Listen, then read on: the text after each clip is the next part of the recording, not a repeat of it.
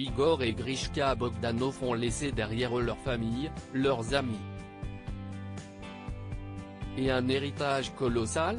À en croire les indiscrétions de l'un de leurs proches, les deux frères étaient en effet à la tête d'une fortune. Ce lundi 10 janvier, Cyril Hanouna et les chroniqueurs de Touche pas à mon poste ont dévoilé plusieurs secrets des jumeaux, dont les obsèques se sont déroulées quelques heures plus tôt à Paris. Au sujet complexe de l'argent, Jordan Deluxe a fait une étonnante révélation.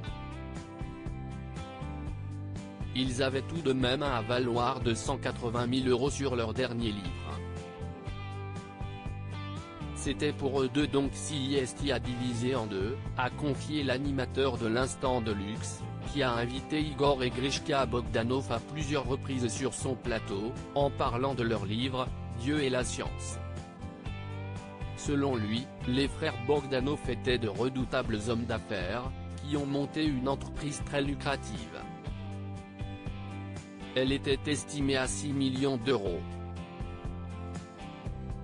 Donc, ils sont morts millionnaires, tous les deux.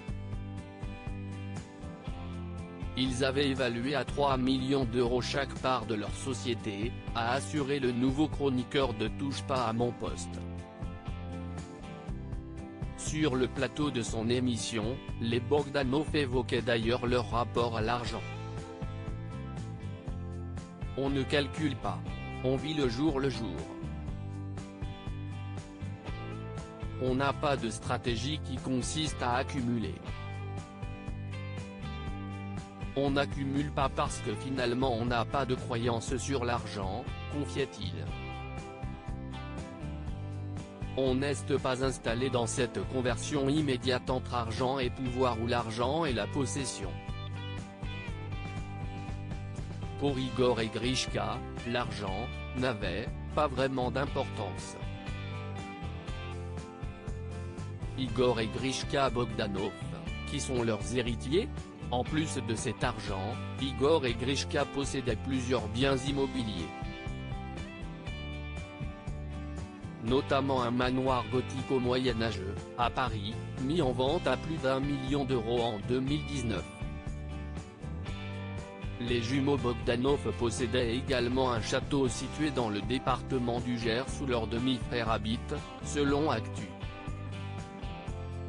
Quelque temps avant leur mort, ils avaient reçu une offre généreuse de l'association Sauvegarde du patrimoine gascon.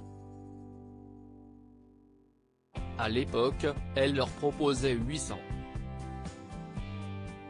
000 € pour cette bâtisse. Une demande restée sans réponse.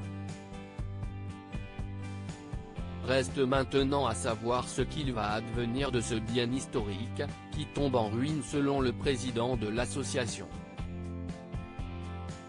Nous avons désormais 11 héritiers à mettre d'accord pour la vente de ce château, explique Cédric Davanlane à Actu. Les héritiers de Grishka, ce sont ses 5 frères et sœurs, les héritiers d'Igor, ce sont ses 6 enfants. Loading Budget.